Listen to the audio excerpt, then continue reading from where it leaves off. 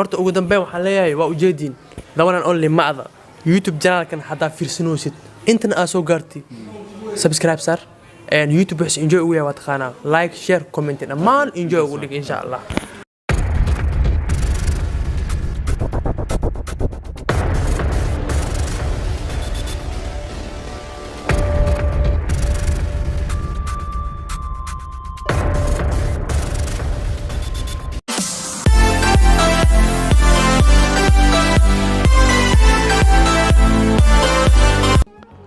lamaanaha isjecel ee ku nool guurka farxadda leh waxa ay leeyihiin waxyaabo ay wada xiiseeyaan sida isboortiga iyo waxyaabo kale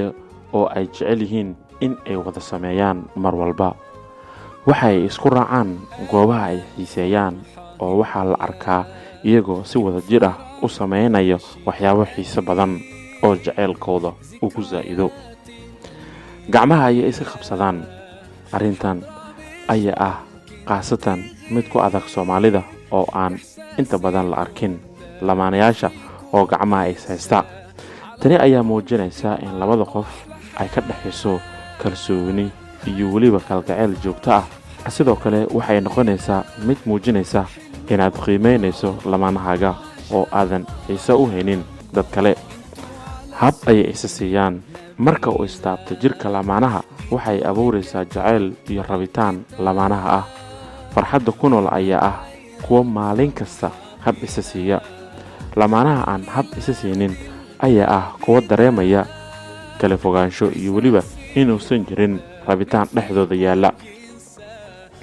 waa kuwa is aamina oo mar walbana is cafiya lamaanaha kuwa farxadda waxa calaamadahooda ka mid ah inay yihiin kuwa ay ka dhaxayso is aaminaad oo markii uu mid ka maqan yahay guriga uusan jirin shaki iyo dabagal sidoo kale waa kuwa is cafiya markii uu qalad ka dhaxdhaco mid ka mid ah oo dhinaca wanaagsan wax ka eega waxa ay sameeyaan in ay isku amaanaan marka uu qof kale uu sameeyo waxyaabo lagu farxo ama uu qabto shaqo wanaagsan halka aysan wax ka soo qaadin waxyaabaha negative-ka ah ama diidmada ah waa kuwa is dhiirigeliya oo is garab istaaga goor walba email walba waxay yiraahdaan waan ku jeclahay iyo sidoo kale erayo macaan oo dareen leh marka aad lamaanahaaga ku dhahdo waan ku jeclahay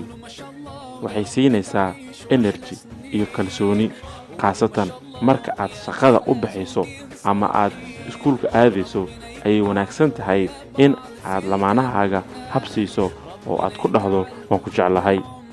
xiriir joogto ah ayay leeyihiin lamaanaha isjecel ayaa ah kuwa iska warqaba mar walba oo si joogto ah ula socda xaaladooda tanina macnaheedu ma ahan in aad lamaanahaaga ku wareeriso telefoon iyo wixii la mid ah balse waa in ay jirto xiriir si lamaanahaaga uu u dareemo kalsooni qaasatan inaad caafimaad qabto oo wax kastana okay ay yihiin haddii aad muuqaalkan ka hesho fadlan subscribe noo saar YouTube channel-ka Macda Afgooyo Official haddii aad asxaabta hore noola joogto ka mid tahayna fadlan videohan like saar share garay si ay u arkaan asxaabtaada waadna ku mahadsantahay daawashada muuqaalkan mahadsanidin